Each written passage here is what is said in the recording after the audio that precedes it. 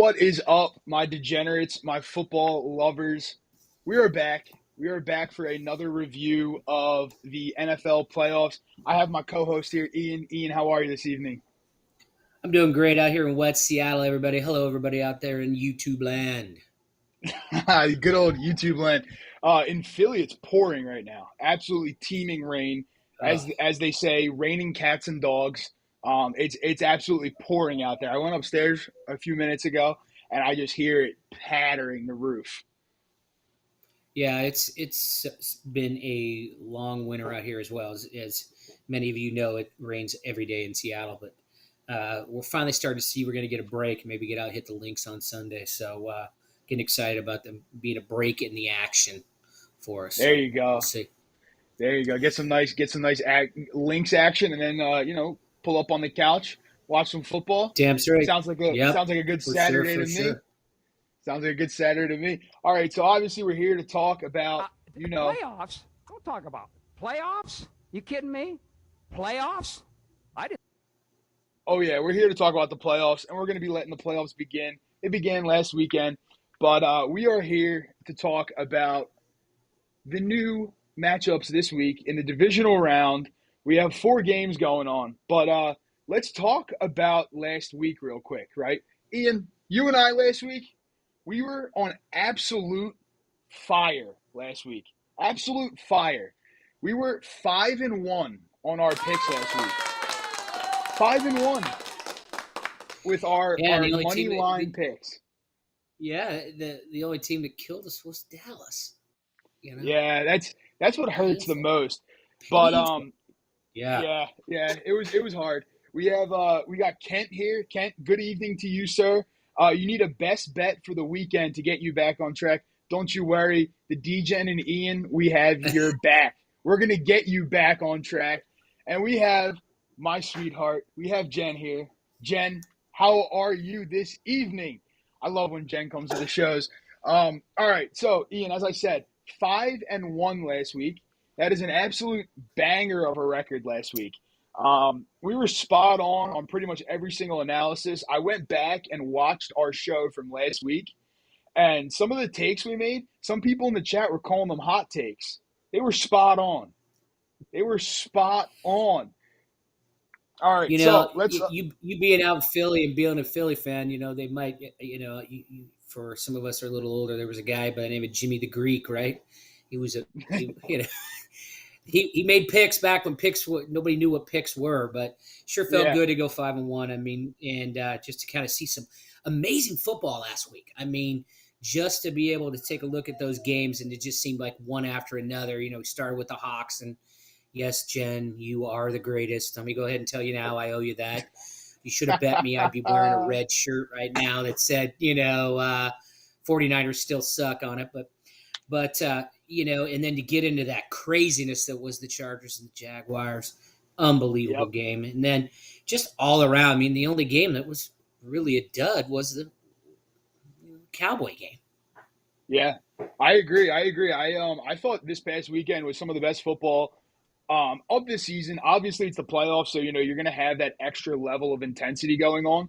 But these games lived up to expectation and surpassed my expectation for the most part. I really thought some of these games were going to be an absolute blowout just because of the injuries, who they had, playing in the games, and that wasn't the case. That wasn't the case. So let's talk about last week, right? We'll start with You the bet. 49ers and the Seahawks. So this game has a very, very sore spot for me. All right. Obviously, I liked the 49ers last week. I'm going to go over the recap of the game, and then I'm going to tell you why it has such a sore spot in my heart. It ripped DGen's heart out on Saturday when I was watching this game. You can ask my dad. I was on the floor. All right. And I'll tell you all why in a second. So 49ers won 41-23. Geno Smith for the Seahawks threw for 253 yards, 2 touchdowns, interception. Kenneth Walker had 63 rushing yards on 15 attempts and 1 touchdown. DK Metcalf had a great game, 10 receptions, 136 yards, and 2 touchdowns. For the 49ers, we had Brock Purdy, 332 yards, 3 touchdowns. Christian McCaffrey rushed for 119 yards on 15 attempts. and Deebo Samuel had 6 catches, 133 yards, and a touchdown. Now, let me tell you why this game ripped my absolute heart out. For Tell all of you us. watching, there was a 2K swing in my bankroll on this game alone. Now, I thought the 49ers were going to blow the absolute lid off, and they didn't. The first half was a struggle, but the last 13 seconds of the first half had me feeling pains that I've never felt before, okay? I had, in a couple parlays, the 49ers first half money line, all right?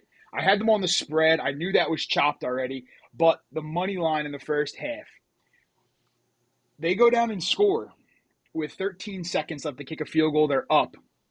Then the coaching staff from the 49ers owes DGen a lot of money, okay? They owe me money for that stupid squib kick to the 30-yard line. Ugh. Why are you not kicking that to the 10? I understand you don't want the touchback, but kicking it to the 30, whatever. Guy runs it out for a couple yards. Then we have Geno Smith run for 9 yards. Great. No.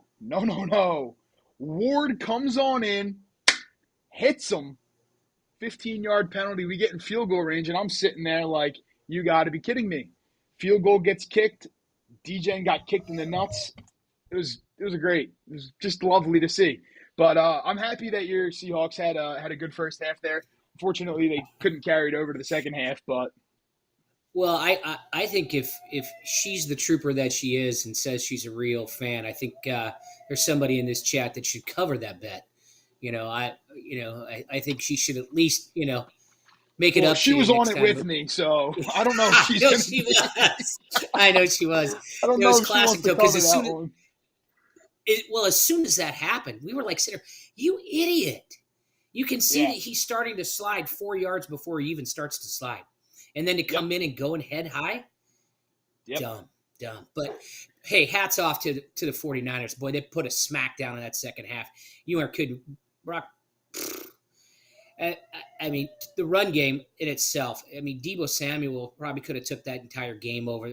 We couldn't even hang with him.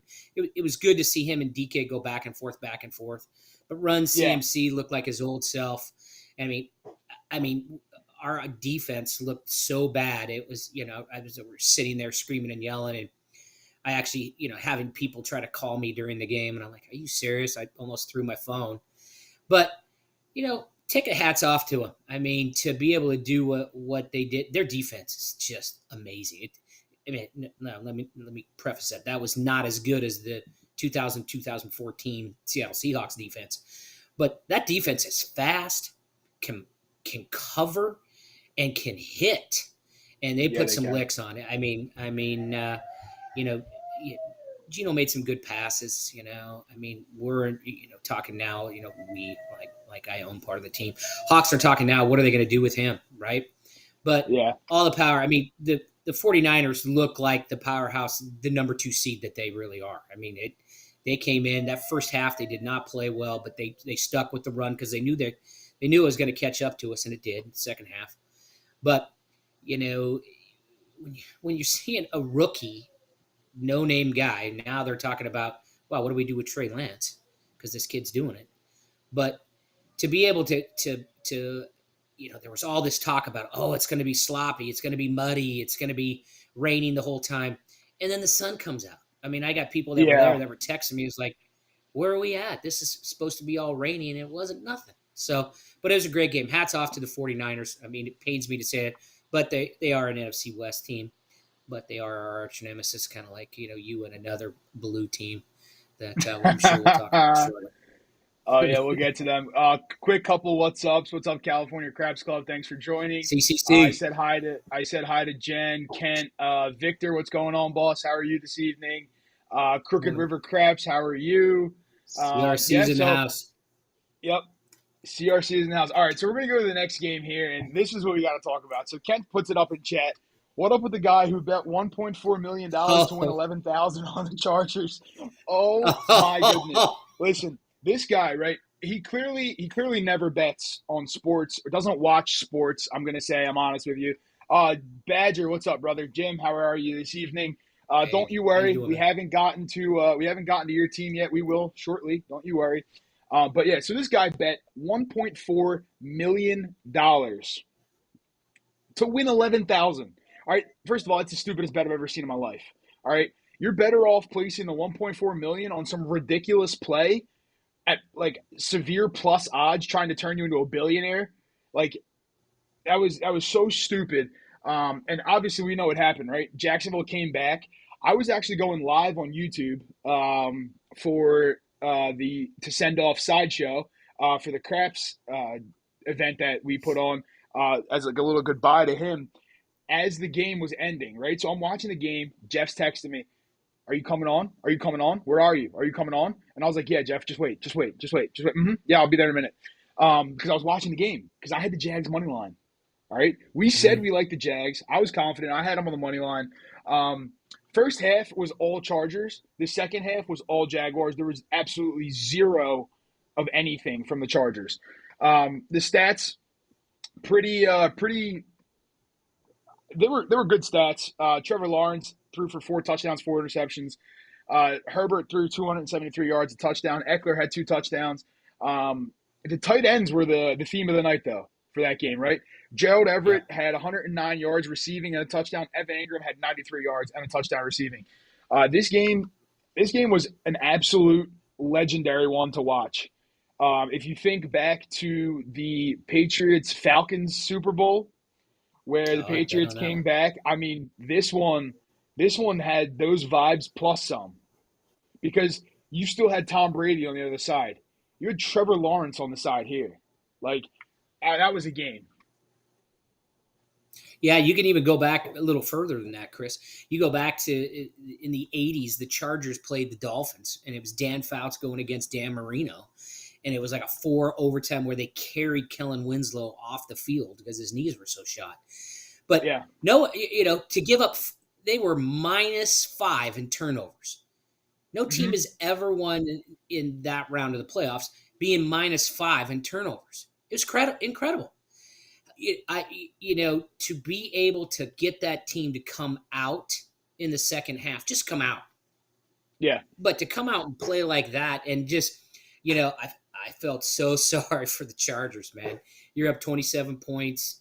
You're pretty much right in the cat in the bag. You're probably in the locker room talking about, hey, where we're going after the game, and to come out and then basically Bosa. You didn't bring the Bosa situation up, which is incredible.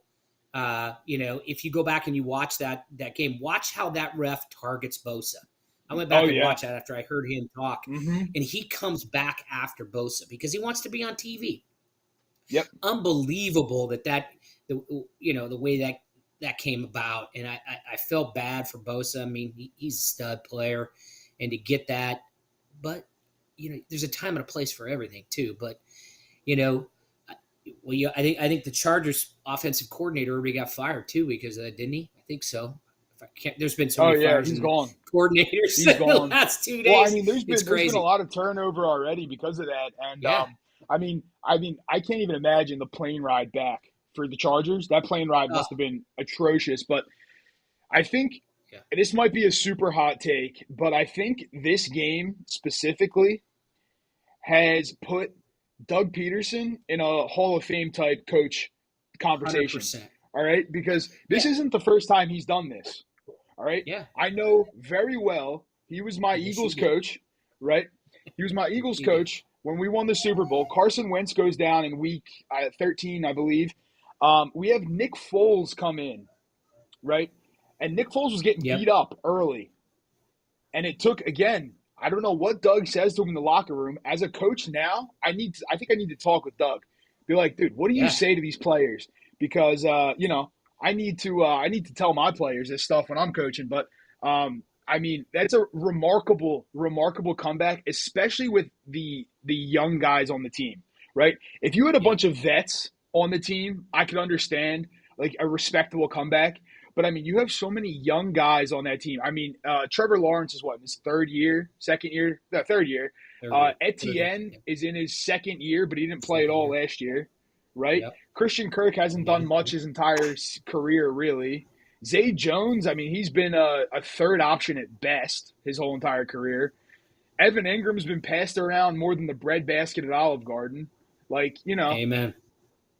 Yep. it's incredible what they did, but Well, I like to see the defense. I mean, I'm a yeah, defensive guy myself, and just to see defenses pretty much get blown out on both sides that were supposed to have, semi-decent defenses. But, you know, give Trevor Lawrence props here. I agree. I agree with him. Peterson needs to write a book, after this, talk about how you hype somebody up, because as a yeah, sales manager, I would love to be able to tell his people what he told his people and get my people to do what he did. When you sit and going in that your chances of winning is minimal.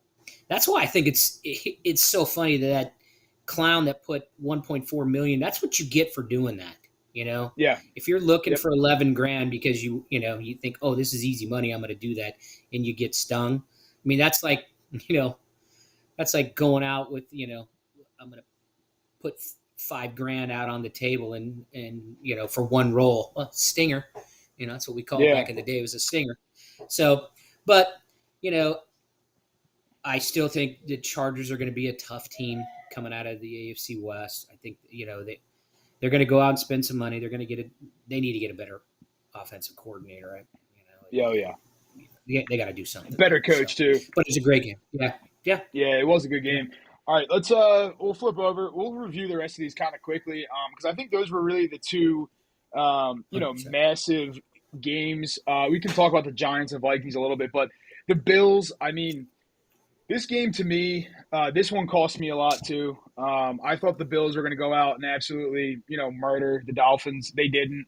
The Bills' defense looked like Swiss cheese, which they shouldn't have. They're one of the better defenses in the league. Skylar Thompson was absolutely torching them. The other thing, though, is that the turnovers, right? Buffalo turned the ball over 3 times in the that end of that first half there, and Miami scored off every single one of those turnovers. So props to Miami there. Obviously, they still lost. They did have a third-string quarterback in, so I mean, I guess good on them. Well, they were but sweating. that game, they were. Oh yeah, yeah. I mean, the Buffalo Mafia must have just been, being up 17-0, saying, "Oh, this is a walk in the park, right? We got this, and no problem," and then almost collapse. And everybody was freaking out when, what was it, 34-31 or something like that at one point towards the end there, and everybody was, I can't remember exactly what it was, but I've got a buddy in Alaska that's a huge Bills fan, and he's texting me, "I can't believe this. What's going to happen here?" Yes, you better be careful, man.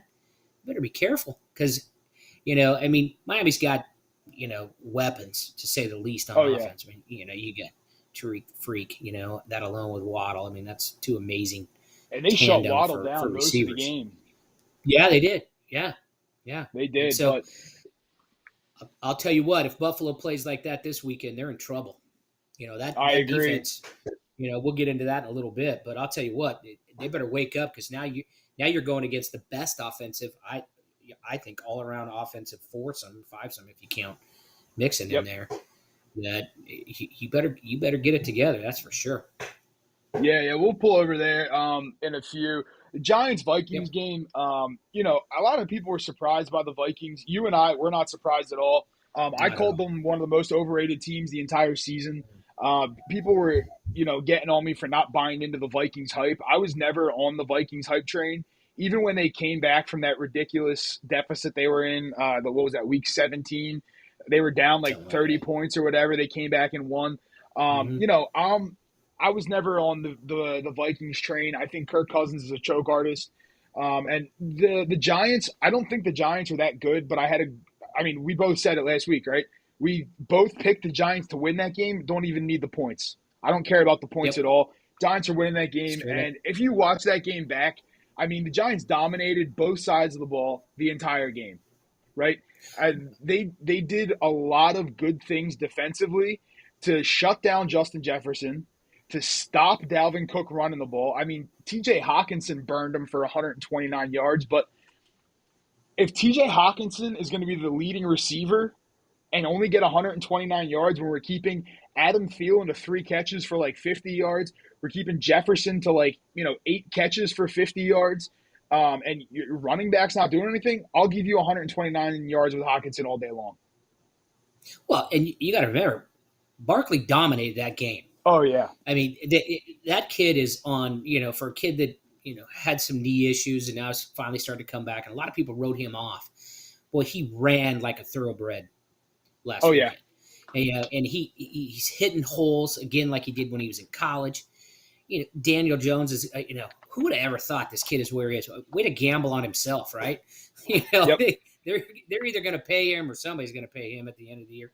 I don't know what it is with the scrambling quarterbacks right now, but he's doing a good job too, and he's not making dumb mistakes like he did earlier in his career. So that's true. That was a quick game, though. I mean, to be honest with you, Minnesota's defense is worse than Seattle's defense.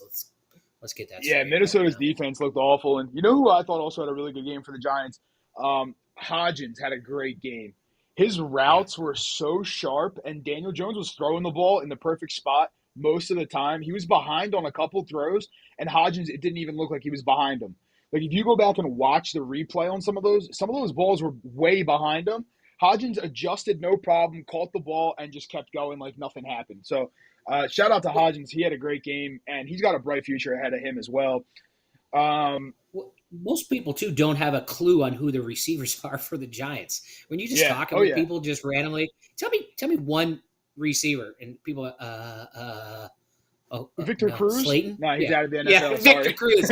Yeah, there you go. Yeah, exactly. All right, next game was the Bengals and the Ravens. I thought this game was going to be a lot better than it was. This game was an absolute dud, in my opinion. I was watching this game, and I was falling asleep watching it.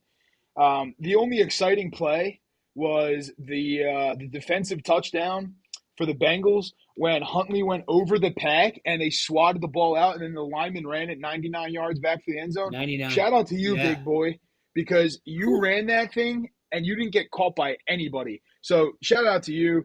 Otherwise, this game to me was super boring, right? I mean, Jamar Chase, you knew he was going to have a good game. Burrow didn't look good to me.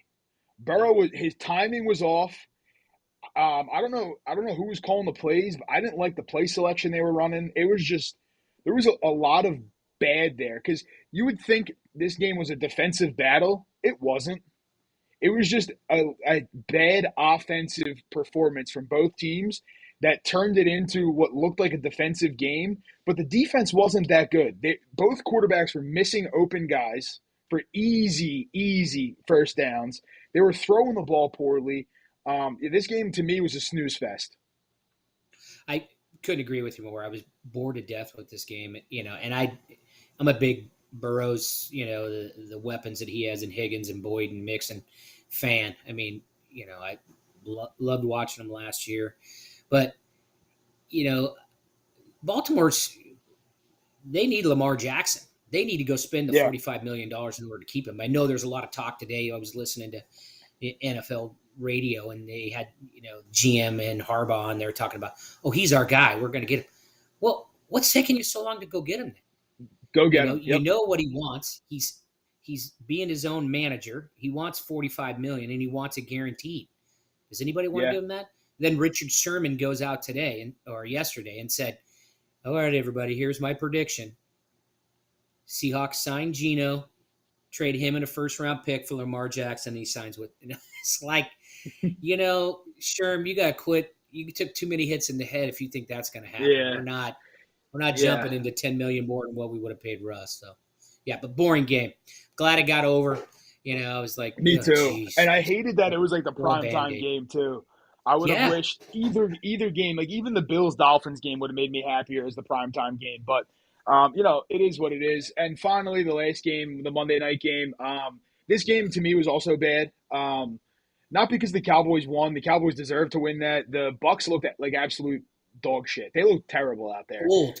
They look old. Yeah, they are old, right? They do look bad, but I'll be honest, Dallas didn't look that good to me either. But the Bucs just looked anemic, right? Brady was when they were down at halftime, I really thought Brady maybe had some fight in him. Brady should have retired.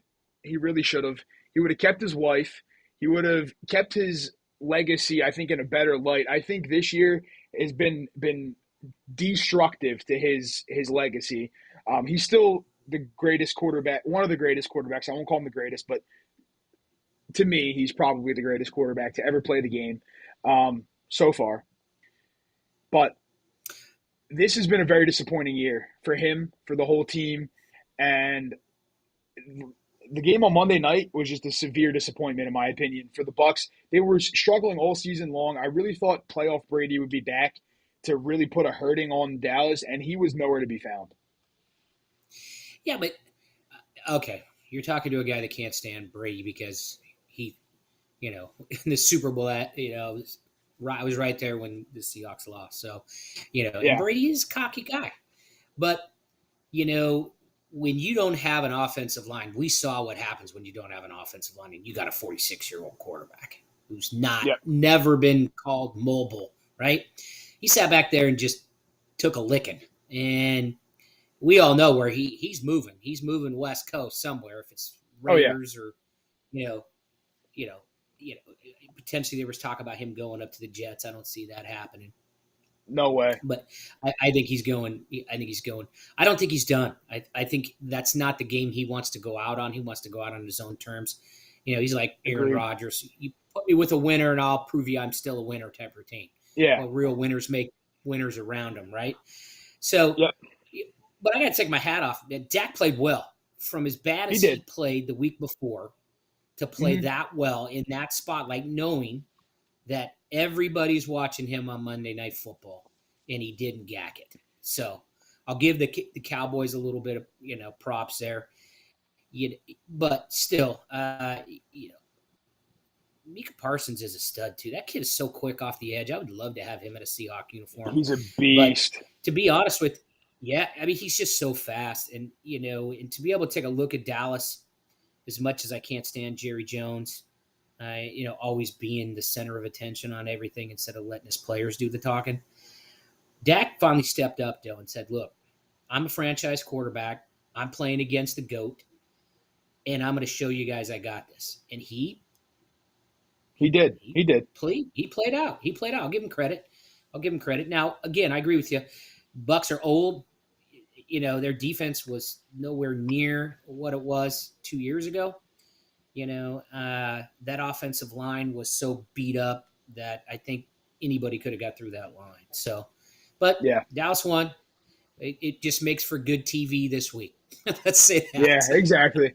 The refs were really bad in this game, if you ask me. Sure. I'm not going to go into it because, again, right, the refs were bad, but it didn't really have that much of an impact on the overall game. Again, Tampa Bay looked bad.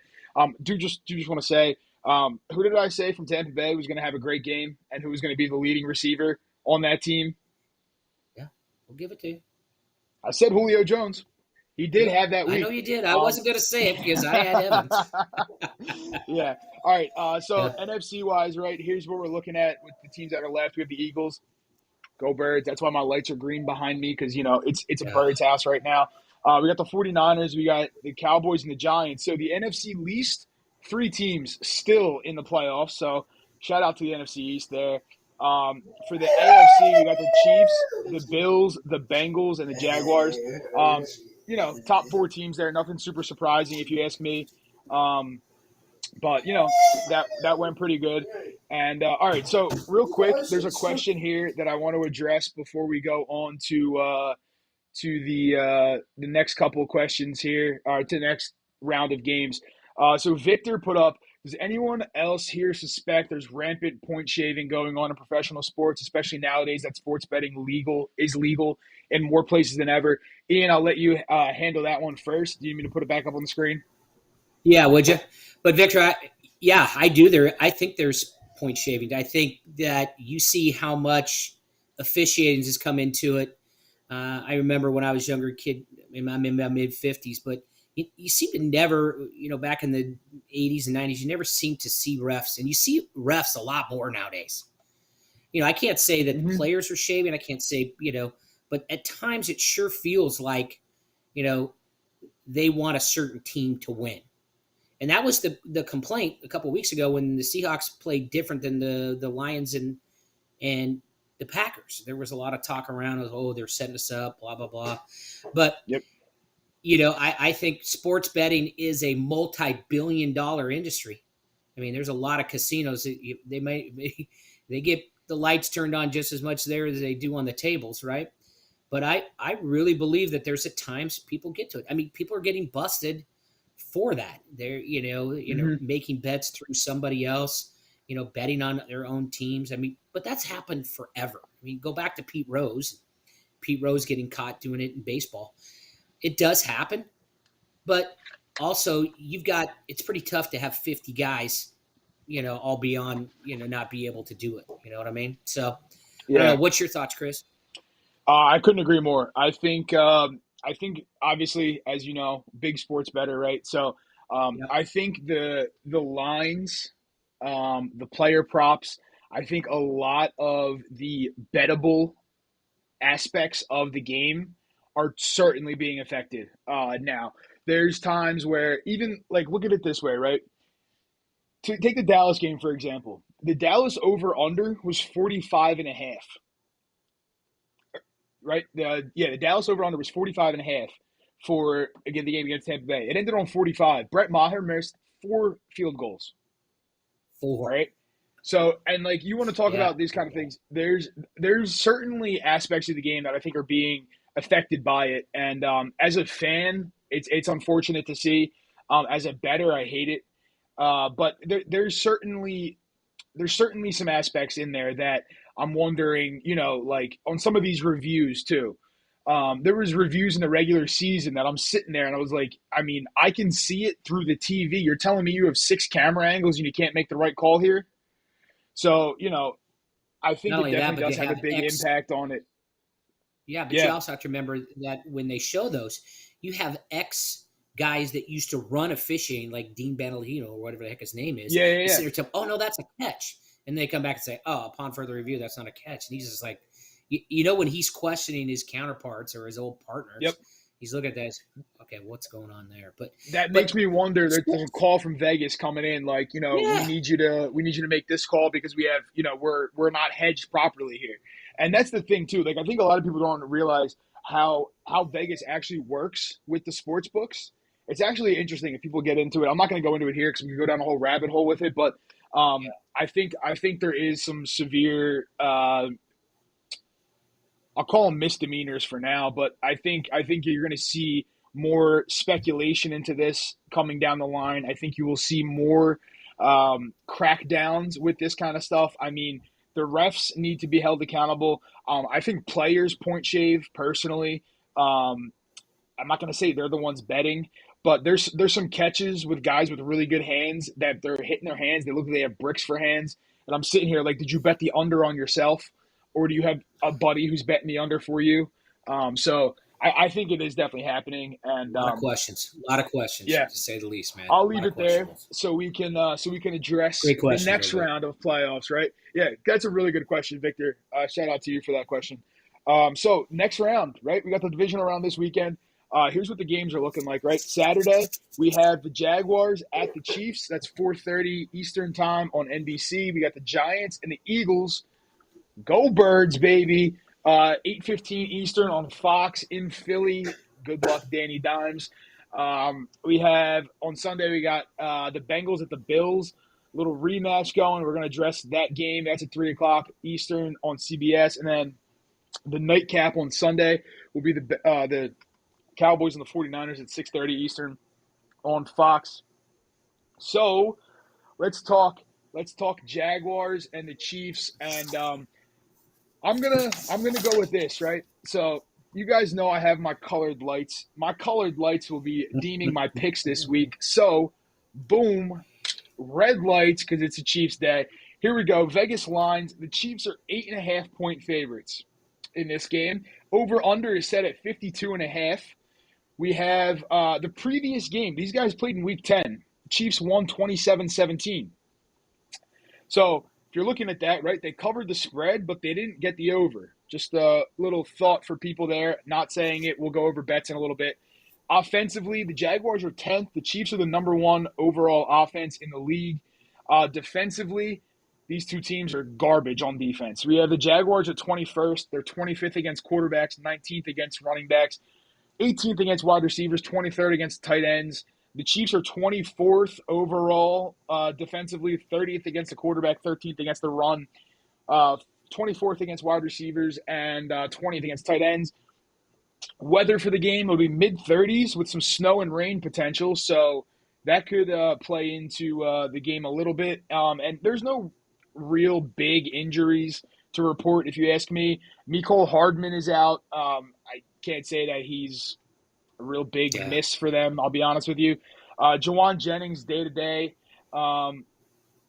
And Jamal Agnew's questionable with the shoulder. That guy's going to play, so I'm not sure why we're worried about that too much, if you ask me. Ian, what are your thoughts on this game? Yeah, I mean, here we go. We're going to run it back. That a lot of times we sit and talk about that. 8.5 and 52.5. DraftKings is saying that 52% of the bets are going on Kansas City, and 65% of the money is going on Kansas City. You got Kirk, with 84 catches for 8 touchdowns, but then you're also talking about the best tight end in the league. I love this guy. Kelsey's the man. He had 110 catches with 12 touchdowns. But me personally, I think it's going to go on the other side of the ball, Chris. I think Chris Jones, who had 15.5 sacks this year, he's like the Incredible Hulk against these guys. He is going to, and, you're talking about, a guy on that they're not exactly sure how to game plan for him because he's a game changer. And I think when you sit back and you look at this and you're talking about Kansas City, who averages 29 points per game, 413 yards per game, yards passing 297.76. They're still going to throw the ball even if it snows. We've seen, Mahomes do that. We've seen him do his backhanded flips. We've seen him do his short dink and dunks. But the Jags offense too, not bad. They average 200 or 23.76, points. They're 10th in total yards in passing. But I think this is a hands down. I think that Jacksonville basically had their year last weekend. I agree. Mahomes rested, offense rested. You got, I think, the sleeper pick here. He's due. If anybody's due, one guy that's due is Juju Smith. I think he might have a game today. I really do. I think he might be able to break out and get some clearance on that. Basically both of them, they struggling, right? I mean, you're talking about giving up over 100 yards worth of rushing. Both of them could give up over 325 yards passing and over 20 points. Real easy. But I think the decision makers and where it's going to be when it comes down to, I think Chris Jones is going to have at least 2 sacks and maybe even a 4th fumble. I think he is going to make the difference on what happens with Jacksonville. And if he goes crazy early, this might be a long day for Jacksonville. I agree 100%. My thought going into this, and I love that you're the defensive-minded guy because I'm typically, I evaluate the defense and stuff, but this game here, to me, comes down to how many times can the Jacksonville defense stop Patty Mahomes? Yep. Can they stop him enough to the point where their offense can actually do something? And I don't think they can, right? You look at this. Jaguars defensively, right? I said they're 21st overall. They're 25th against quarterbacks. You got Patty Mahomes on the other side. He's one of the best quarterbacks currently in the league, right? Then they're 23rd against tight ends, and you have the best tight end in the league on the other side there. All right. That's the big problem for me. I like the Juju Smith-Schuster call there. I think he's going to have a good game. I also think McKinnon's going to have a really good game. With the little dumps out of the backfield, I think McKinnon's going to have a nice day out of the backfield. And it's really going to come down to, can Jacksonville actually stop Patty Mahomes? And the thing here is, and Badger put it up in here, and I was just going to bring this up, right? So no way Lawrence can throw those early picks and survive. Mahomes will put him in a hole quick. That's exactly the problem for the Jaguars, right? The Chargers didn't score at all in the second half. The Chiefs will score, and they will continue to score and score and score because their defense is terrible, right? The Chiefs' defense, they win games through their offense. They don't win games through their defense.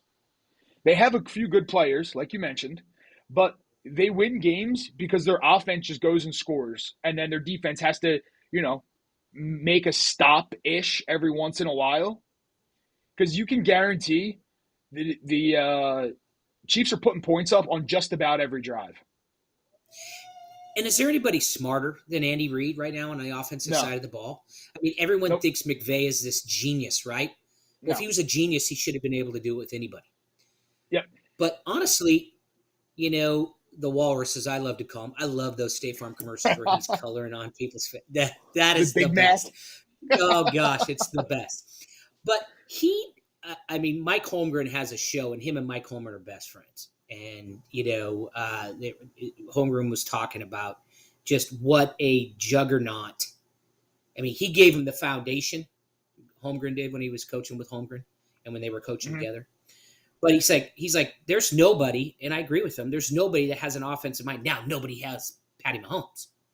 Patty Mahomes can do He's these, a magician. Here, let me just get this quick flip, and it's going to go for 60 yards. I think they're going to key on Kelsey. I think they're going to double cover him. You can't stop that guy. You could triple cover him. He's still going to get his. Yeah. He's got the hands of a receiver, a body of a linebacker, and he can run like the wind. And he is the heart and soul of that team. 100%. Mahomes may be the leader, but he's the guy. I mean, you see that guy, he gets all jacked up every time he makes – I love it, Yeah. But I'll tell you what, Jim was right when he started talking about if Lawrence gets down early, they're going to blitz him. After last weekend, they're going to come after him hard in the first quarter. Now, if he beats them, okay, then they might, call the dogs back. But I think they're going to release the hounds on Jacksonville and say, all right, beat us. Do what you did to the Chargers. We don't think you can because we're going to outscore you. So let's go. Exactly. That's why. Well, that's the reason why you see the over/under at 52.5, right? Because that could happen. Yep. Yeah. No, I totally agree. there. All right, switching colors because we're going to the game of the week, in my opinion. Here we go. Actually, it's not the game of the week. This game. Victor put it in here. Where did he put it? Sorry, Eagles. Giants are going to the playoffs. Victor, if you want to bet on that, let me know. Hit my line. You know where to find me. Listen. Nice job, Vic. The Eagles are not losing this game. I'll guarantee you that, for one. Two. Okay. What are you going to do when they do lose? That's the question. They're not going to. Listen. Come on, Jen. Put something in the chat, Jen. Jen's going to be rooting for the Eagles. Are you kidding me? Here's the deal, right? The Vegas line, giving the Eagles 7.5 points. They're 7.5-point favorites. Over/under set at 48.5. They played twice this season. All right, I'm really only going to say they played once because the second game I don't really count, and I'll tell you why I don't count it. First game the Eagles played in the Meadowlands. They played in the Giants Stadium, beat them 48-22. All right, Week 18 in Philly, the Eagles won 22-16. I don't really count that game because Jalen Hurts was just coming back from his injury. He was out for 4 weeks, right? The Giants had all their backups in. The Eagles rested players after the first half. I don't really count that game at all because you didn't see both offenses going at it. Now, what I will say, Brian Dable has got a great program going in New York. All right, he's really turned them around, and he's really doing some good things.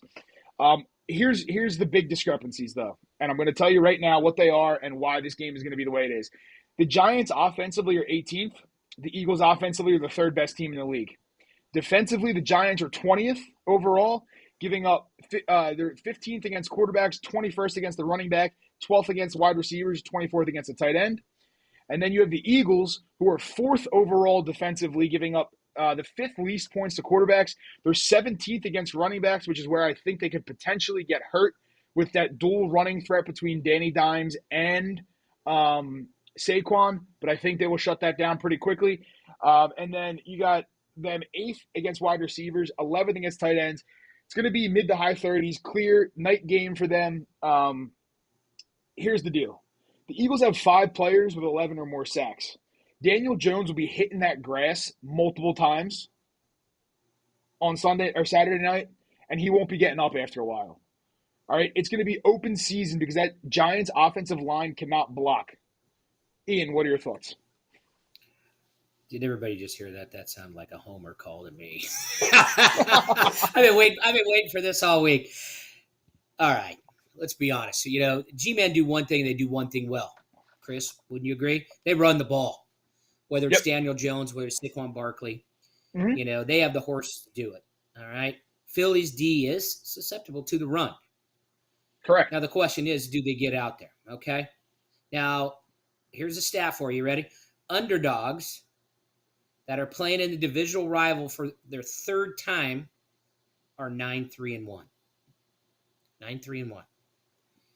That's got to scare you a little bit. Not only that, but the G-Men now have quarterbacks Jackson and their safety, McKinney, back playing. Mm-hmm. Is Jalen Hurts 100%?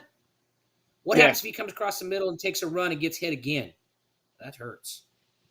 They got to keep him. You're gonna have to keep him in the pocket. I think that looking at the Eagles, I mean, you're talking about you called it out. I'll give your team props. Well balanced between offense and defense. Well balanced. I mean, probably one of the best well balanced.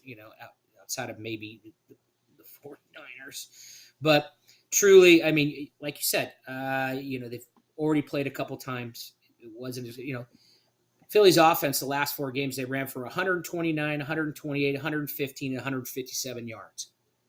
Mm-hmm. If they run the ball like that against the Giants, there's no way they lose. I agree. If they can keep Hurts in the pocket and not get him running out where he could potentially get hurt, because I think that's the X factor. If he takes a hit and re-aggravates his injury, and next thing you know, he's sitting on the bench for even a series or two, that might make the game. I think the line is exactly like you and I talk about when we talk about Vegas lines. It's right there on the cusp. That's that half point that Vegas always hedges on when you talk about betting. That's exactly what it is. It's that half point spread, But when you look at it, you're talking about some big time horses on the Eagle side. Giants are up and coming. I don't think that they have the capabilities of running with an Eagles team that's playing at home, are hyped to be playing, had a week off to recoup and get everybody healthy. That's huge, man. It's going to be tough to beat. Yeah. And Sanders is the man. Go ahead. Yep. So Sanders is the man, like you said, right? The Giants defense 21st in the league against the run. So those stats you mentioned about the run game, that's going to be very important. The other thing that's going to be very, very important, and the reason why the Eagles have struggled the past couple weeks, Lane Johnson was out. He's back. Yep. All right? So protecting Hurts on that line, the Eagles have one of the best offensive lines in the league, and that's not me being a homer. That's just a fact. If you look at the actual stats of the Eagles' offensive line, they have one of the best offensive lines statistically in the league. And Lane Johnson being back is a huge part of that. All right? He's one of the only – he's let up maybe one sack all season long getting beat. Kelsey hasn't let up one yet. The center hasn't let up a sack yet all season long. So I think that's going to be tough. They're going to have to put Thibodeau on the opposite side where Jalen can see him coming, right? They're not going to have Thibodeau up against Lane Johnson because he's going to get beasted. So that's what I think. Now, with this game, right, the homer in me wants to say absolute blowout. I'm not gonna blow smoke. It's not gonna be a blowout. All right. I don't think it will anyway. If it is, I'll be very happy, but I don't think it will be. I think this game will be close for a while. I think what it's gonna come down to though, and the main thing that I don't think the Giants are gonna be able to do is the Giants' offense passing the ball is what won them the game against the Vikings. The Eagles' defense and our secondary is a hell of a lot better than the Vikings' secondary, where the Giants are going to have to run the ball a lot, which the Eagles are susceptible to the run. The problem is that drains a lot of time off the clock. I think the Giants are going to be their own worst enemy in the fact that their passing game is going to be relatively minuscule in this game. All right, it wouldn't shock me if Danny Dimes throws for maybe 200 yards, maybe right around there. I could look at what his line is set at right now. Let me see what his line is set at. Yeah, I mean, you can call me Vegas. It's 213, right? Yeah. Vegas even knows that their passing game is going to be very, very, very limited this game, right? And I think that's what's going to be the problem here for the Giants. I think they're going to come down. They're going to run the ball a lot. They're going to be running, 7, 8-minute drives if they can get multiple first downs, which is not going to be great for the Eagles. The problem is the Eagles can strike back on offense very, very quickly. Yes, the Giants do have players back in their secondary that are going to make it a little bit harder, but I'll take A.J. Brown against any of those guys. I'll take Devontae Smith against any of those guys. And not to mention, one of the worst things for Dallas or for the Giants is their tight ends, right? We have Goddard, who's been playing very well until he got injured. He was, you could argue top 5 tight end. He's back. One of my fantasy teams. Yep, and I think the Giants are going to be in for. I think it's going to be close. I don't love the spread. I really don't. I wouldn't bet on it either way if you ask me right now. I do think it's going to be a relatively close game. I think they will pull away at the end. I think the Eagles win this one, but I don't think it's going to be at a rout as much as I would like to say it will be. I don't think it will be. I think A.J. Brown's going to go for 8 and a quarter. I think maybe a touchdown. I think he is a guy that wants to be on the spotlight. That's why, he was traded away. He didn't feel like he was getting enough attention, right? Well, now's your time to shine, big fella. Go get it. 100%. And I think he's up for that. I think he wants everyone watching him. He wants the double coverage. He wants to show everybody that he's just as good as any of the big guys. Diggs, anybody else, DK or, whoever you want to call out. He wants to be one of those top 4 guys, right? And I think on, when the game's played, I think those guys are going to get to it. And I think you're going to watch him. He's going to have a game. I really do. I think he's going to be the difference maker. I always look for that one player that I think is going to make a difference. I think A.J. Brown is just he wants the ball. He's Keyshawn Johnson almost. Give me the ball, and he wants it. And in that environment, go give it to him. You know what I mean, Hurts? Go give it to 100%. him. See what happens. Yeah. The other thing that I didn't mention, which I'll also just point in quickly before we hop over to the next game, if anybody has been to Philly and you've been to the Link for the games, it's a different beast than really any other stadium. Obviously, Ian, you know this with Seattle, right? Your 12th man in the stands. Philly is very similar to that, just in a more disrespectful way. It's very tough to come into Philly and actually win a game. All right, it's very, very hard, especially a playoff game. Not to mention, you're giving the Eagles fans like 12 hours of drinking time. The game's at 8 o'clock at night. I know, mistake. Listen, the Giants players, they're going to get heckled beyond belief. And you can tell me they're professional athletes, they don't care. Listen, the Eagles fans will make you care. Ruthless. They will make you care. All right, that's enough about the Birds. Let's on. go on to the next game, and we're going to switch the color again to blue.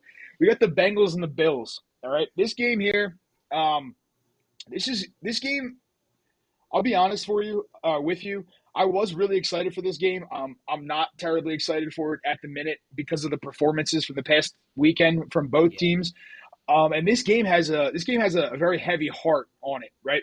So over the lines, Bills are 5.5-point favorites. Over under set at 49.5. These two teams did play in Week 17. However, the game was canceled because of that Damar Hamlin injury that he sustained. On a side note, big shout out to all of the medical personnel at Cincinnati Medical Center, to the NFL staff and the team doctors and stuff for basically saving his life. So this game is going to be played with a huge, I think, a heavy heart over everybody, right? I think it's going to be a tough game. You're going to be reflecting on that hit. You're going to be reflecting on the emotions that were involved in that game. In terms of offense, the Bengals are the 8th overall offense. You wouldn't have known it if you watched them play last week, though. The Bills are the 2nd overall offense. Again, you wouldn't have known it if you watched them play last week. Defensively, the Bengals are 12th. They're 6th against the quarterback, 9th against the running back, 17th against wide receivers, and they are 14th against tight ends. Bills, on the other hand, are 3rd overall. They're 4th against the quarterback, 7th against wide receiver, 7th against running backs, 26th against wide receivers, 3rd against tight ends. And the game will be in Buffalo. There's a potential for snow. I really don't think the weather matters all that much. These two teams are used to the cold. No real injuries other than Isaiah McKenzie. He has a hamstring. He's questionable. I don't think it really matters, to be honest with you. This game's going to come down to a handful of players, and he is not one of them. What are your thoughts on this one, Ian? Well, I kind of agree with you. Your first sentiment was that on paper, this looked like to be the game. It looked like this is going to be exactly what they, all this hubbub about what it was going to come down to be, right? And I agree with you. After watching both teams last week, I'm like, man, I sure hope that was a blip in the radar and we get the two offensive juggernauts that play. Even me as a defensive guy, I still want to see. I want to see that 80-yard bomb to Jamar Chase. I want to see Chase go against Diggs head to head and see who gets who gets theirs come game time. When I sit back and I look at this, Cincinnati hasn't lost since Halloween. I mean, take that in for a second. Hasn't lost. They had the 6th ranked defense. I mean, going against Josh Allen, that kid is, he's a country load, as they like to say. When you look at the over under, whether it might be a factor, it might not. But I would just say I had it as high as 50.5. It's gone down to 48. You said it was at 49 tonight. Is that what 49 and a half? 49 and a half on so, FanDuel. Caesars has it at 50. I mean, I was looking I've been looking at the lines all day.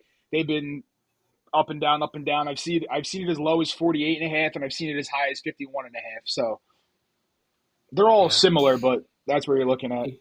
Exactly. When you sit back and you look at defensive twos, Cincinnati only blitzes the ball 20% of the snaps. Now you've got to flush Josh Allen out of the pocket, but that guy can run. I mean, you got to have someone spying him. He's a big tank that loves to get up and go and deceptively fast. When advanced metrics has both teams neck and neck, as far as who to take. The only problem is Buffalo hasn't played the same level of talent the last 4 weeks that Cincinnati had either. Correct. So who's primed for the game? Great question. I think the Bills Mafia is going to have a big play in this again. Those guys talk about a tailgate. Those guys know how to tailgate too. I want to go out there next time and watch that. Yeah. But I think it's going to come down to the big kids. Who's going to have the better game? Is it going to be Burrows or is it going to be Allen? It's going to come down to those two. When you look at the receiving cores, they're roughly the same.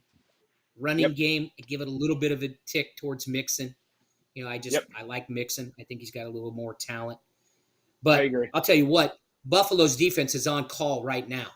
When you give up that many points to Miami and be able to have Skylar Thompson have a throwing party against you, you better have your game on. Agreed. So this, for me, comes down to 5.5. When that opened, you said it was 5? Is that what you said it was? Because 5.5. As low as 4. Yeah, I've seen it as low as 4, but as high as 5.5. I like that a little more at 5.5 than I do a 4. But I still think this is going to come down to is what defense doesn't get torched at the end. Yeah. My pick of the game is going to be Mixon, though. I think Mixon's going to rush for over 100 yards. I think with them spreading out that offense between the three of them and him getting to be able to hit the holes, he seems to be healthy again, running real strong. And he didn't get much that first game. If you go back and you look at 6 minutes of that game, he only had 2 yards, So I think he's going to come out and make a statement. But in the end, I really want to see Buffalo play against Kansas City. I don't know about you, but I do. I want to see that match. Yeah. And so that's my pick for the whole thing. Yeah. Is Buffalo, Kansas City. Yeah, I'm leaning towards taking the 5.5 for Cincinnati. Yeah. I think it's going to be a close game. I think 5.5 is a lot to give them. You know what I mean? And so, Mike. Yeah. So Mike, what's up, Mike? He said his best bet's the Bengals plus 5.5. Here's my best bet so far. All right, you ready for this? It's a 2-team teaser. Chiefs minus 2.5. It's a six point teaser. Chiefs minus 2.5.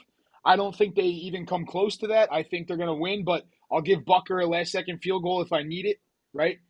Chiefs win by 3+. I think that's an easy lock. I also like the Bengals plus 11.5 on the same teaser. Chiefs minus 2.5. Bengals getting 11.5. I love that play. Yeah, yeah. I mean, I'm not a big teaser guy. I like to go straight for it because I can't think as Yeah. well as you do with those numbers. I'm a sales guy. We don't know Yeah. numbers. But I mean, I think when it gets down to this, when you look at Buffalo, can their ability to take the emotion out of the game, and Yeah. that comes to coaching. That doesn't come to players. Yeah, That it comes to will. coaching. And It if you will, can for get the sure. coaches to set that expectation up, and if Hamlin comes into the house for that game, whew, watch Yeah. out. Watch Yeah. out, because the emotions alone might overflow, and you might see guys doing superhuman type stuff to make sure Buffalo wins that game. But I'm with, I'm with Mike. I like the Bengals plus 5.5 here. I do. Yeah. Yeah, on the spread, I think that's a good spread actually for the game. I think it's a little generous if you ask me. Yeah. I think those lines that you're seeing at 4, 3.5, 4, I think those lines are a little bit sharper if you ask me. Agreed. But I'm going to watch this game, obviously. I want to see a shootout like you do, right? I want to see the offenses go toe-to-toe. I want to see who shines in the moment. That's what I want to see. And after last week, we could call it anybody's game because both offenses did not look that good last week. So we'll see. Hopefully they turn it around this week, both of them. And I'll be honest with you, this game is the one I'm most excited for, believe it or not. Obviously, I'm excited for my Eagles, right? Don't get me wrong. I'm very excited for my Eagles. But this game here, the Cowboys and the 49ers, this game is what I am very, very excited for this weekend. I am glad it's the primetime game on Sunday night. And it's not because I think the Cowboys are going to get smacked around. All right? I think the 49ers win, but I think this game is an absolute barn burner. I think this game is going to be almost like one of the best games of the entire playoffs, if you ask me here. All right? I'm excited for this one. So the Niners are 3.5-point favorites. Yep. The over-under is set at 46.5. They haven't played yet this season. All right, so we don't have any previous game history to go off of here. Offensively, the Cowboys are 11th overall offensively. 49ers are 5th overall. Defensive ranking-wise, you have a good defensive matchup here. You got the Cowboys at 7th overall. The 49ers are 1st overall defensively. The Cowboys against quarterbacks are 7th. Against running backs, they're 4th. Against wide receivers, they are 28th. And against tight ends, they are 2nd. For the 49ers, again, I said they're 1st overall. They're 8th against quarterbacks. They are 1st against the run, 27th against wide receivers, and they're 7th against tight ends. Weather in Santa Clara will be high 40s, low 50s, and clear. I'm going to kick it over to you first, and let's talk about this game. What do you think? Yeah, I want to start I off gotta with the change craziest colors. bet. Yeah. Oh, there you go. There you go. I want to start off with the craziest bet. After last week and that kicker missing 4 extra points, a 2-point conversion is plus 330. That's not bad. That's throw a not bad at $50 all. bill down I on like that. that. Yeah, you That's don't a throw a sharp, $50 bet. sharp bet Yeah. for Mr. Ian. There you go. There you go. So I agree with you. I think this is the game. I'm glad it's in prime time. Again, I'm gonna grab my popcorn and my, my nice drink of vodka there and hammer it out. So this is their 4th straight road game, though. That's tough. Yeah. They just played Monday night. That's tough. Mm-hmm. 49ers might be the healthiest they've been in 4 years, having everybody there. I mean, we saw what Deebo Samuel did to the Seahawks. You look at that, you got Kittles has got 11 touchdowns, right? You got CMC, since the short time he's been there, he's rushed for 746 yards. Yeah. I mean, right there goes to show you that they know what's going on. Now let's flip it over. You got a decent run game with Dallas and the two-headed giant with Zeke and Pollard. Pollard's got 12 touchdowns, over 1,000 yards rushing. They're 4th in points scored, 9th in rushing overall. I think when it comes down to it, Micah Parsons, you're talking about a guy that's got 13.5 sacks. We talked about him earlier. Mm-hmm. He's a freak, right? That guy's Yep. so quick off the ball. Earlier you were talking about Thibodeau. these guys have different motors. You know what I mean? I'm not saying it's Lawrence Taylor motor because I think it's different, but I think these guys have the same type of motor. And then you got Bosa on the other side with 18 and a half sacks. I mean, I don't know if you guys watched that pregame on him where he talked about him changing his whole eating style. And, it's funny because his nutritionists for San Francisco were telling him, you need to eat more carbs. He's like, no, I'm not eating more carbs. I'm cutting my carbs in half. And now he says he's even faster than what he was when he was in college. Scary because that kid dominated in college. I look at this and I say 3.5 San Francisco, even though how good Dallas played last week and how the 49ers didn't play that well the first half. But I think, you and I talked about it in the pregame here as we talked about what's Prouty going to do? Yeah. Now, do they go back and, Disney's just sitting here, man, let this kid keep going. Let him keep going. Let him make it to the Super Bowl, right? Yeah. But I firmly believe that San Francisco is not only going to cover this, but I would almost tease it up to 6 points because I think they're going to win by 7. Because I think right now with the way they're playing, both defensively and offensively, you got Deebo Samuel who's on fire. You got CMC, the healthiest he's been in 2 or 3 years, running the ball.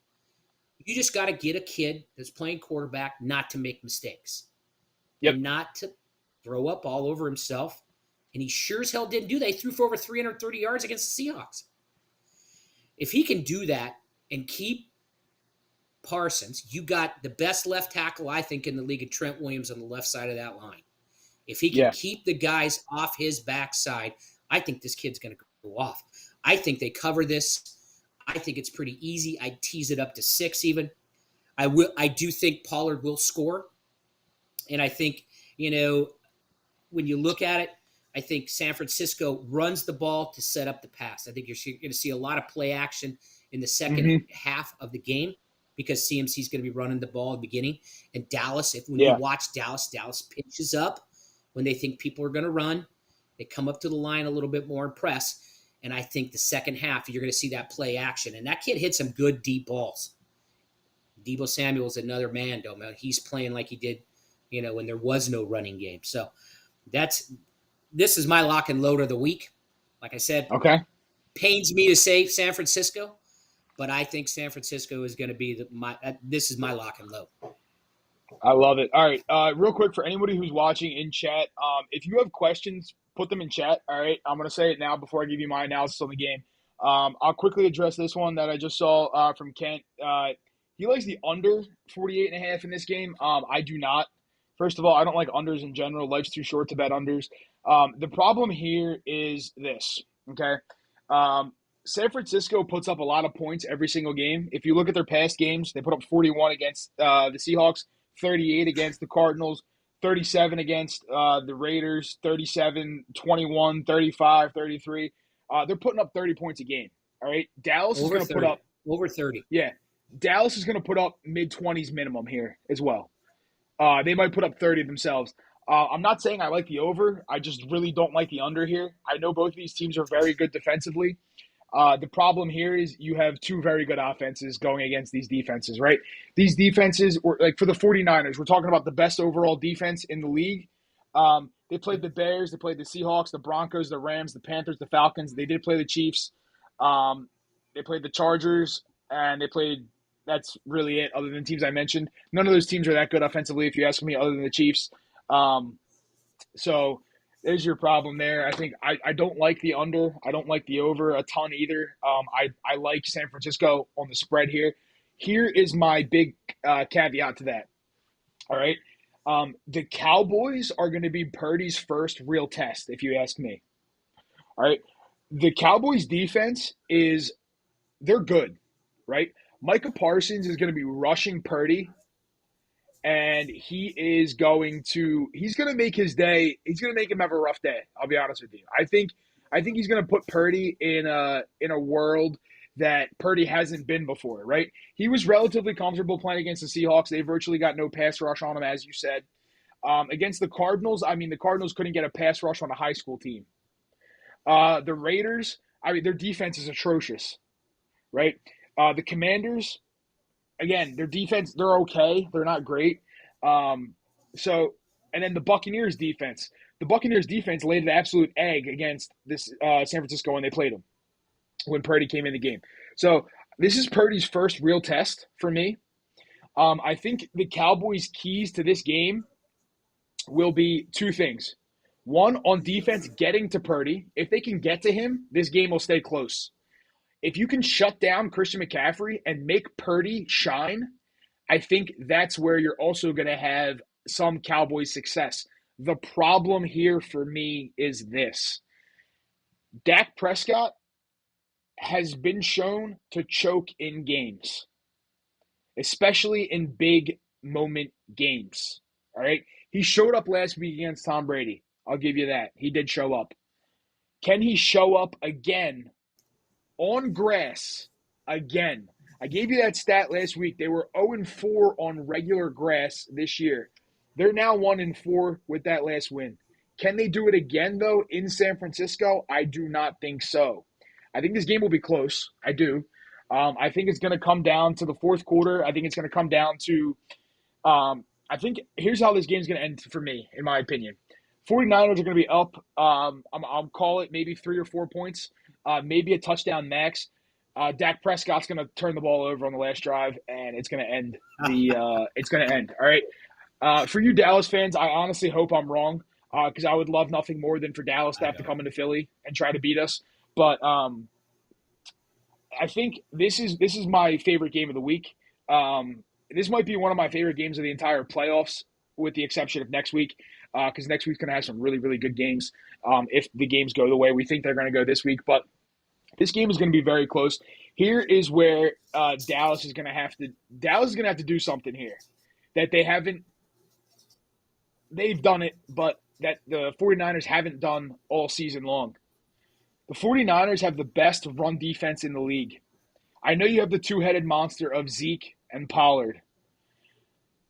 They're going to have to figure out how to break down that San Francisco run defense, because if you're putting the ball in Dak's hands and making him throw the ball 40, 50 times this game, it's going to be a long day for Dallas. They're going to have to figure out how to run the ball against this front five for San Francisco. Badger said in there, Dak is going to have to use his legs even more. Yes, he will, right? They're going to have to figure out how to, first of all, take time off the clock by running the ball, and they're going to have to figure out how to move the ball by running. They'll have success passing. The problem is you're not going to be able to pass the ball against this team for that long. You're going to have to run at some point. And can you get positive yards running the ball, especially on first down, especially on second and long? Is Dallas going to be able to get it to second and medium, third and short? I don't think so. I really don't. Can I jump back to the over-under call? That I think that was Kent that had that, right? I think it was Kent. Yeah. So 2 days ago when I started looking at lines, that over-under was 45.5. And if you're saying, I mean, look, you know how much money has to come in on a number to move it 3 points? That's a lot of money coming in.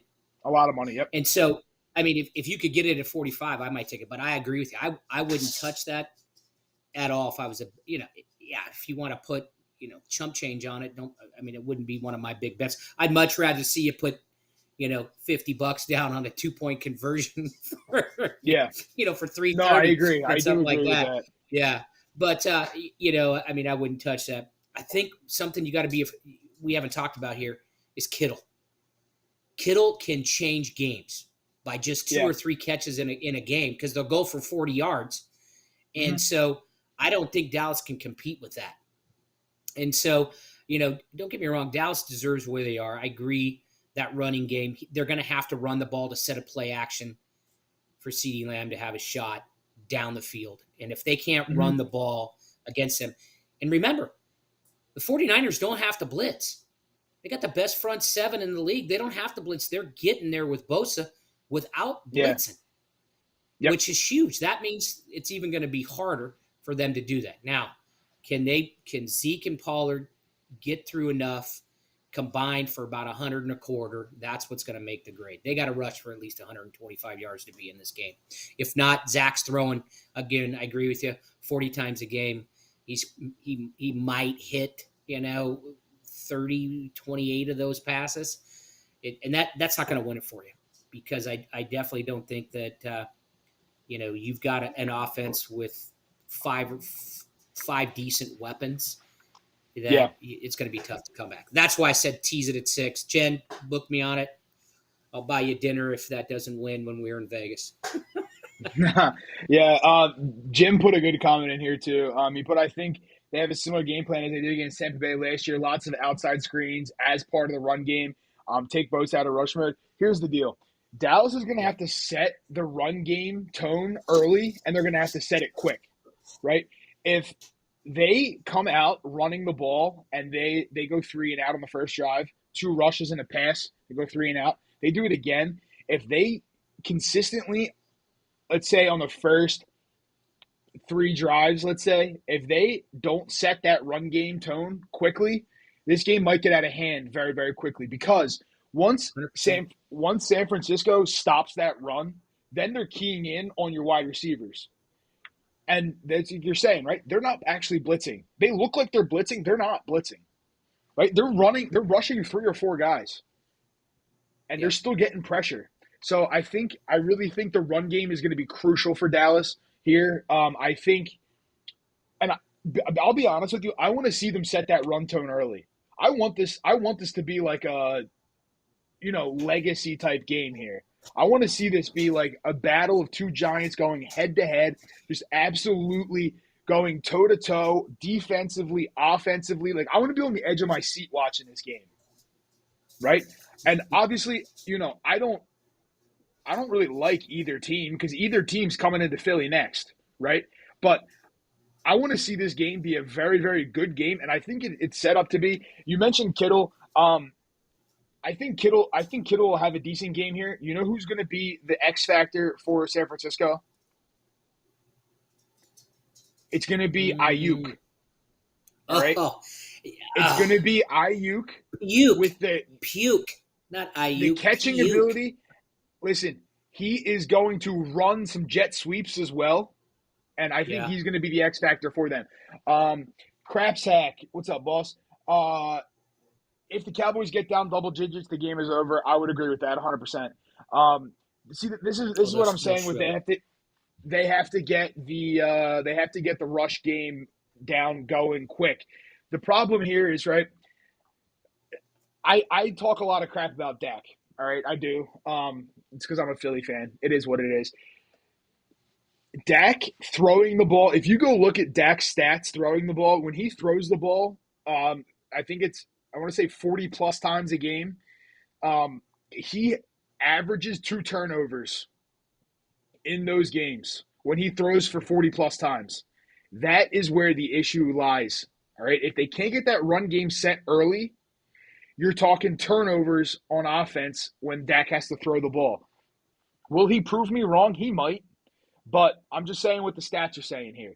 When he throws for 40 times a game, he's averaging 2 picks a game. Against that San Francisco defense, 2 picks, not going to work.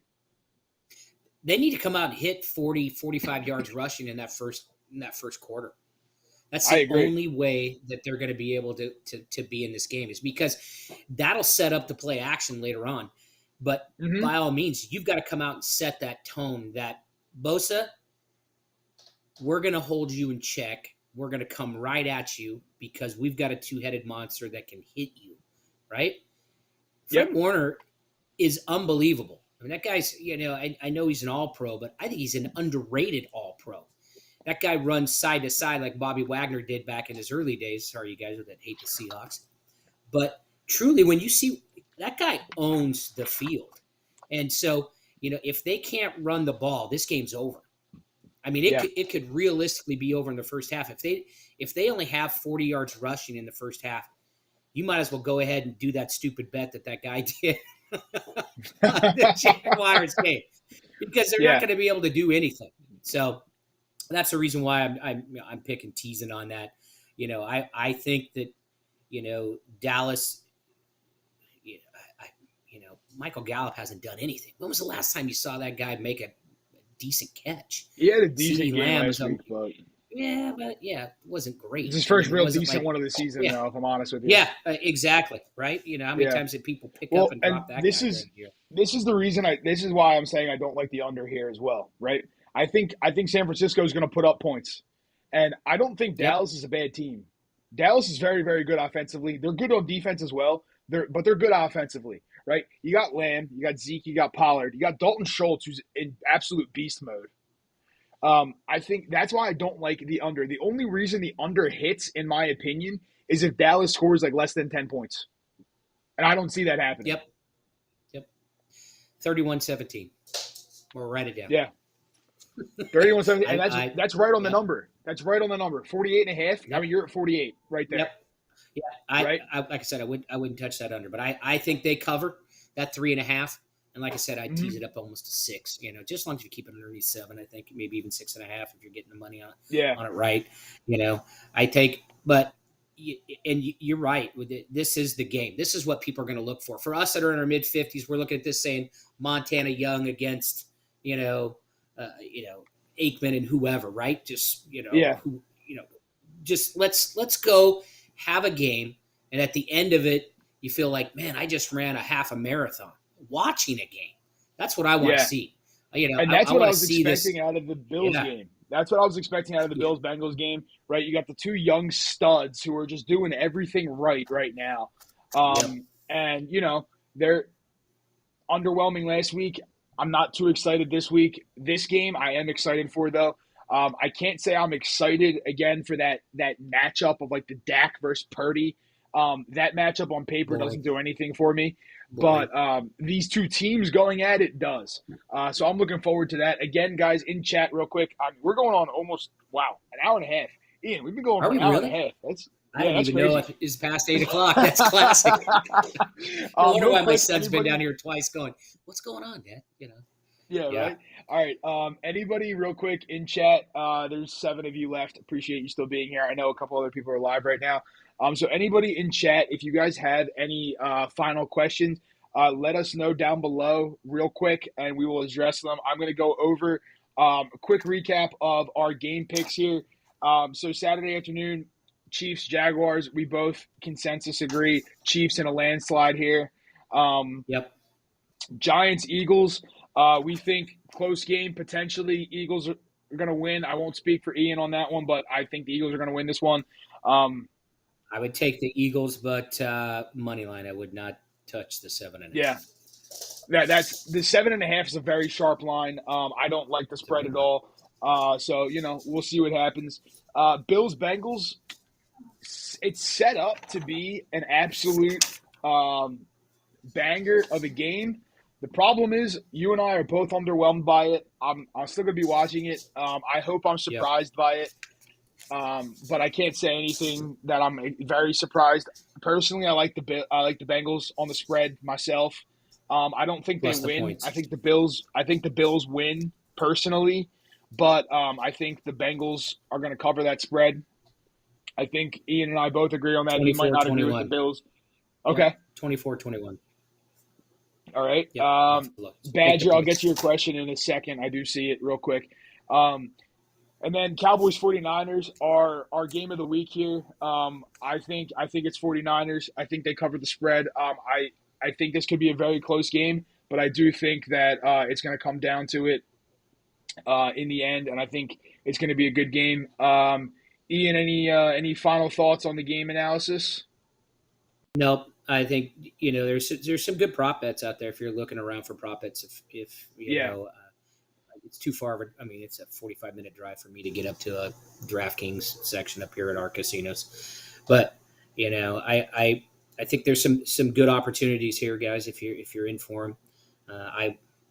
I'm laying Kansas City minus 8.5 that all day, and I'm taking San Francisco. Those are my 2 lock and loads. So okay. Be interesting to see what happens next week.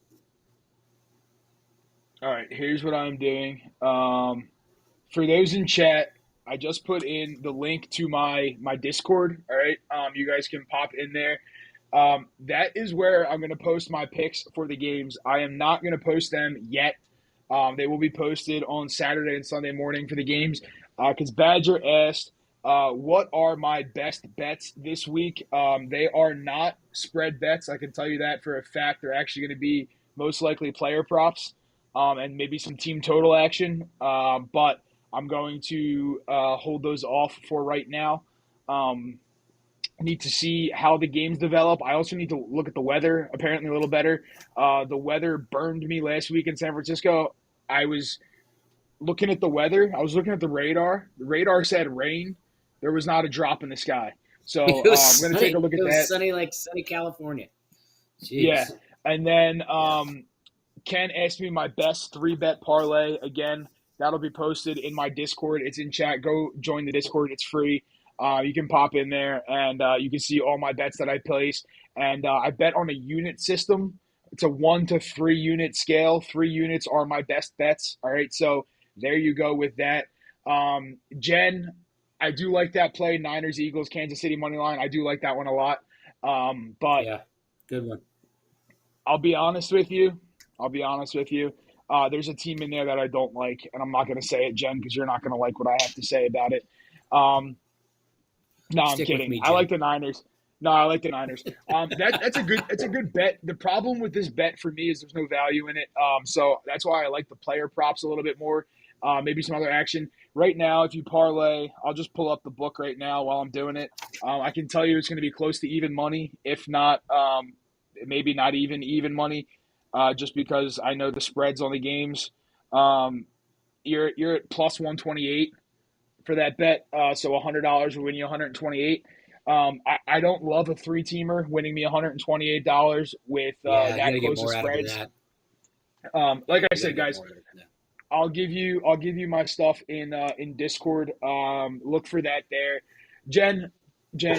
She's booing me already. It's not that I don't like the Niners this week. My issue with the whole thing is I don't like betting on something like that. With 3 teams in close games in the playoffs with those kind of odds, I don't love it. So again, hop in the Discord and I will give you the plays there. No way Bills hold the Some good Bengals to props. under There's some really good 30. prop bets in that game, Chris. So make sure you go back and look at that Dallas Yeah, 49er game. There's some good prop bets there.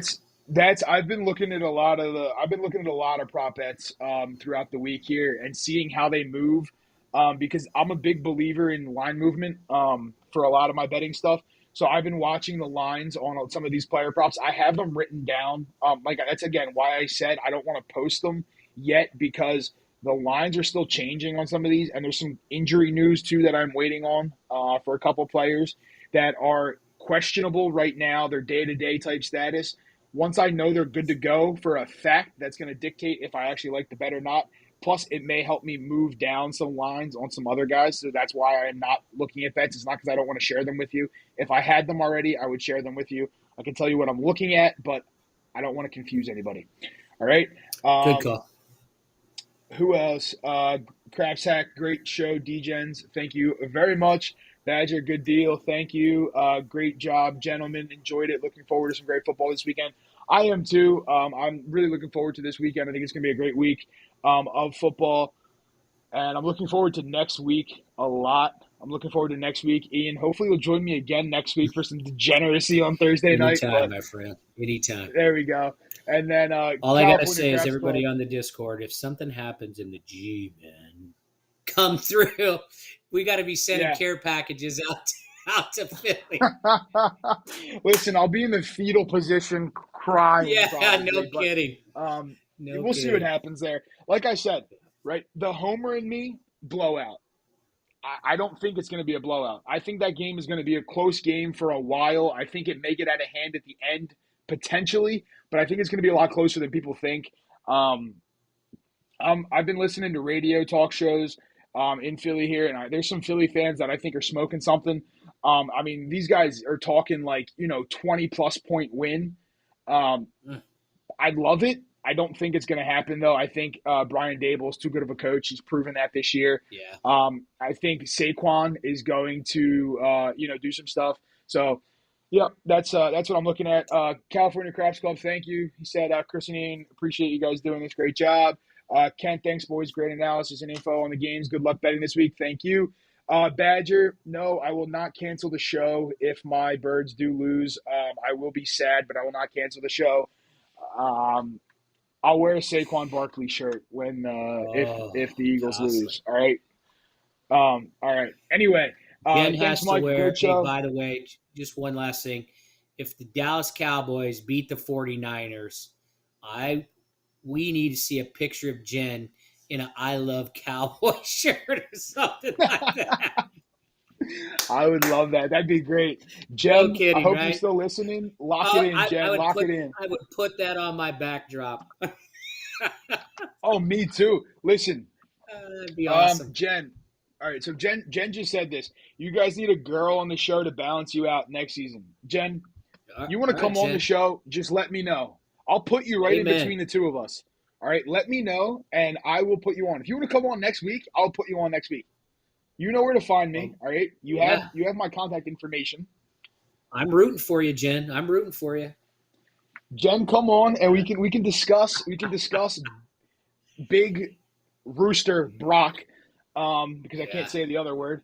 But yeah, all right. So appreciate everybody watching. I know this was kind of Thanks, long, everybody. but hopefully you guys found it valuable. Hopefully you guys found it enjoyable, and you guys learned something.